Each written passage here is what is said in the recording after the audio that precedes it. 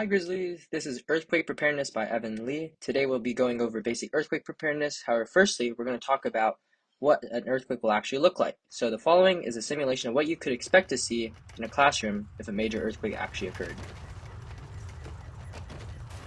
As you can see with most earthquake sequences, the earthquake starts off pretty weak. However, they quickly intensify with these surface waves.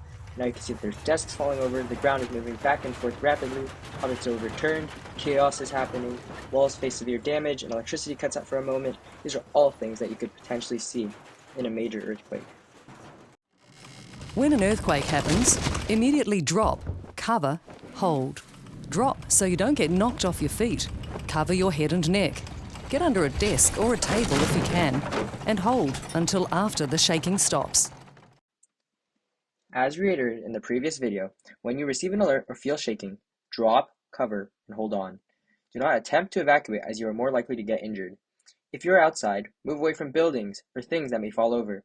If you're sleeping, put a pillow over your head and hold on. If you're driving, pull over wherever it is safe. If you're unable to find any shelter while inside, drop down and protect your head. It's a common misconception that the area underneath a doorway is safe during an earthquake. These are not safe places. What should you do after an earthquake? Firstly, you should stay underneath your table for at least 60 seconds. Aftershocks may occur immediately after an earthquake has happened, and objects may fall over. Secondly, you should treat for any injuries and call 911 if it's necessary to do so. Evacuate the building when it's also safe to do so. Turn off any gas lines to prevent any fires. And lastly, the most important thing is to be prepared for more aftershocks, as they can occur minutes to years after an earthquake has occurred. What could happen after an earthquake? Utilities would be disrupted. There would be no cell service, no access to basic necessities for a minimum of 72 hours. Fires could break out due to gas leaks. There could be major blackouts. Sinkholes could occur due to liquefaction, and water may not be safe to drink for many days, and you may need to boil water. San Ramon is an area with one of the highest risks for earthquakes in the country. It is located less than 2,500 feet from a major fault line, the Calaveras fault line, and the probability of an earthquake greater than 6.0 is greater than 99% in the next 30 years on any of the San Francisco fault lines. Earthquakes in the Bay Area are not a matter of if, but actually a matter of when. Now we know what an earthquake could do. How can we actually prepare for these things? We can never prevent or predict when these will happen, therefore we must prepare for them. The best thing to do at home is to have an emergency kit ready to go at all times.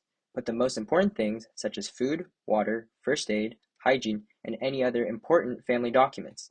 Make sure you have a plan and practice being prepared at home. The most important thing to do after an earthquake is to stay calm. Lastly, here are some additional resources that could help you at becoming more prepared. This includes instructions on how to build a kit, specific plans and details about the Contra Costa emergency response after an earthquake, and additionally, the MyShake app, which can give out early earthquake warnings. In an earthquake, every second matters, especially in the Bay Area. Today, you'll have an opportunity to practice being prepared. Remember to drop, cover, and hold on.